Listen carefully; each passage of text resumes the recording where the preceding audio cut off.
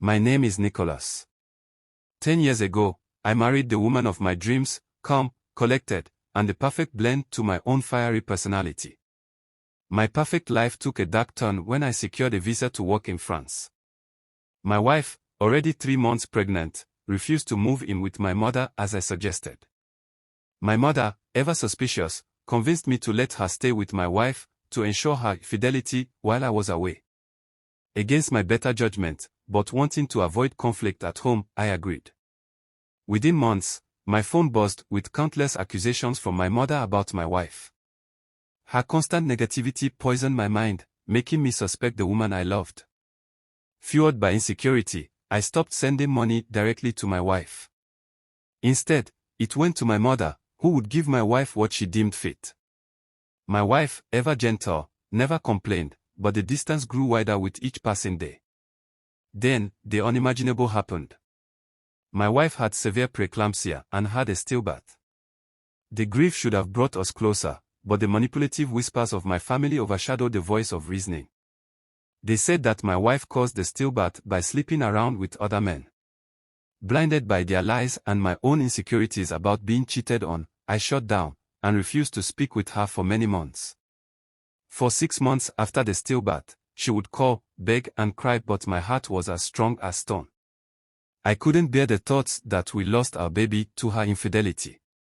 When she couldn't bear the torture, she moved out of the house for her peace of mind.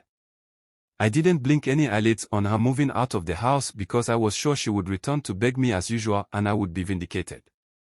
Like a joke, my business started nosediving and I was in serious unexplainable debt. One night, I had a dream.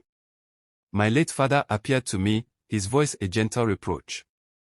He spoke of my wife's special spirit, guarded by forces that couldn't tolerate maltreatment. He explained how things had flourished for me when I met her, then crumbled when she left my house. My father's words struck a chord and brought me back to my senses. Even though my manipulative family had been feeding me a narrative of infidelity and I refused to see beyond my nose, why would I doubt a woman I married as a virgin? Shame washed over me and I traveled back home to Nigeria to see things for myself. I apologized profusely to my wife, tears streaming down my face, and tried to convince her of the devastating effect of the stillbirth on me. She said she has forgiven me but will never return to that kind of life again. I begged and promised to change my ways, but she insisted on being left alone to gather back the pieces of her life. One day, clearing out the wardrobe, I stumbled upon a stack of unopened letters addressed to my wife. With trembling hands, I tore them open, revealing correspondence from a prestigious medical school she had applied to months ago. My wife, the woman I thought was content at home as a housewife, had dreams beyond my wildest imagination. This discovery changed everything. I wanted her back by all means, but she refused.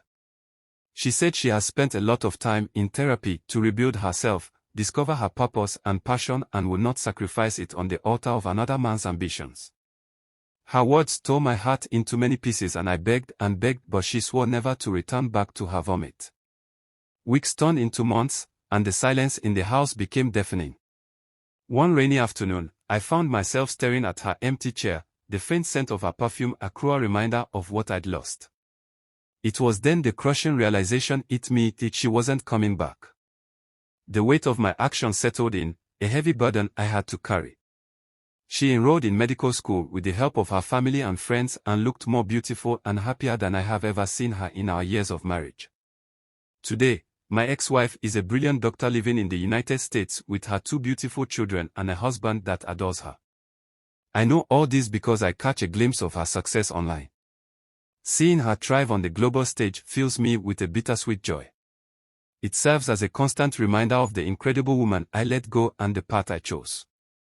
The scars of that time remain, but they've become a map guiding me on a journey of self-discovery. I've dedicated myself to becoming the man I should have been, honest, trusting, and supportive. Her strength and efforts to liberate herself from the shackles of my maltreatment has become a light, guiding me on a journey of self-discovery. In my quiet moments, a memory of my father surfaces, his warm smile and the twinkle in his eye as he taught me about forgiveness. He'd be proud of the man I'm becoming, a man worthy of the love I once took for granted. I love that, like the faint scent of her perfume, lingers in the corners of my memory.